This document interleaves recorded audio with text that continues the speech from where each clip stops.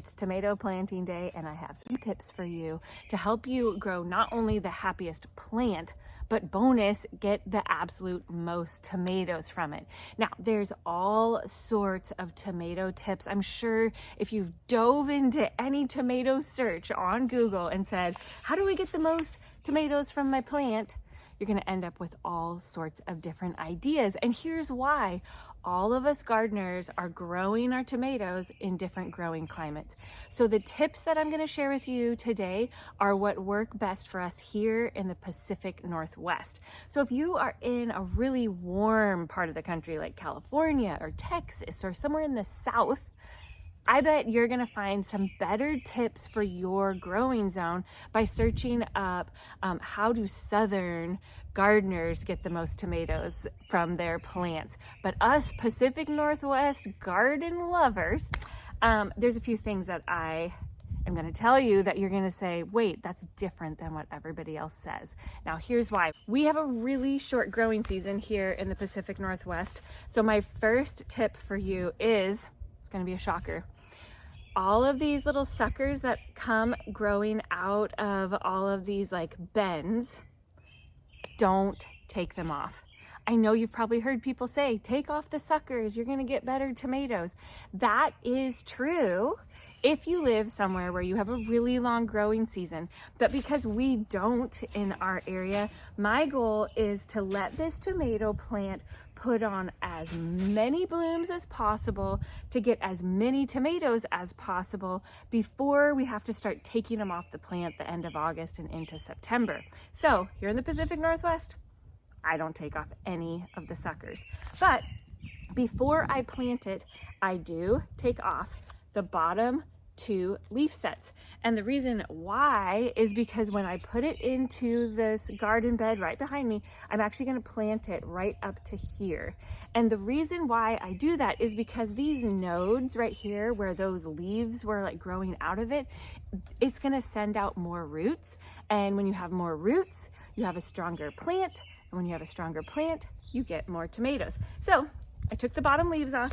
Now the next thing before I oh, there's Maddie. Maddie and Sylvie are back there in the garden with us. Before I do anything, show you. You see Maddie? She has our cat.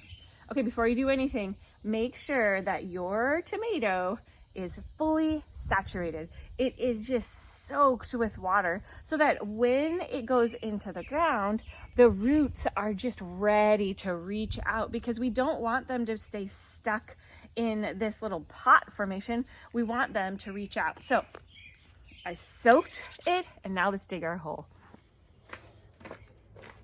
And this is why I love these cages, because look it, they just fold flat. So this is a big stack of them. So here's one cage.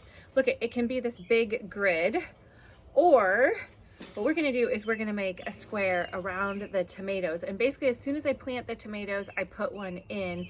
So it looks a little baggy. I'll bring you over there with me, you can see it. But these are my favorite, fold flat. You can easily reach into them and pick the tomatoes.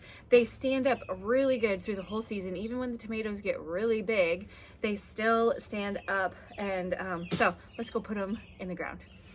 Okay, so we're digging a deep hole because we want our tomato plant to sink down. You don't want it to be up really high. It's gonna look way shorter once we get it planted into the garden.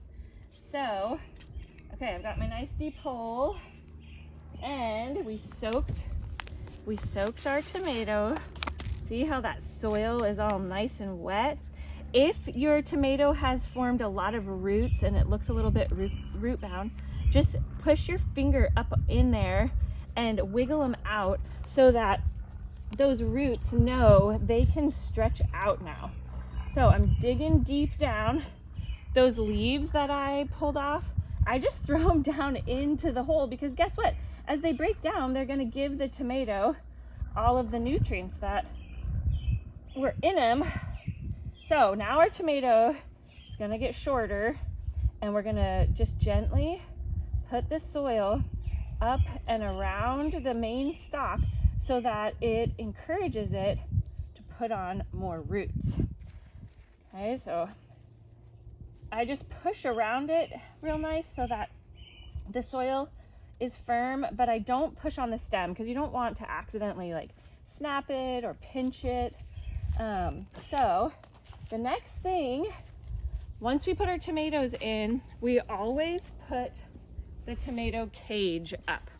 And this is my favorite tomato cage because look at this, it folds totally flat. The other thing that's nice about it is you can do all sorts of different formations with it. Like if you wanted to have just like a tall one like this to like support something, you could. But we actually, instead of just putting it around one tomato, which you can because it would be a box, we actually link them together because we have this big row of tomatoes. So I link it to the next one and push it down in. Now, if you're just doing 2 or 3, 4 tomatoes, use one of these per tomato plant. But because we're doing this big row of tomatoes, we just link them together like that because then the cages all just kind of support each other. So once you've got them in the ground, give them one last drink of water. And once they have been planted for, I'm gonna give them a week. Then I'm gonna start feeding them with the Alaska fish fertilizer. And I'll link that video here to show you how we do that. But we're so glad that you're here in the garden with us. And we will be harvesting all of these tomatoes and enjoying all of their goodness throughout the summer. And we'll show you exactly what we do with all of them.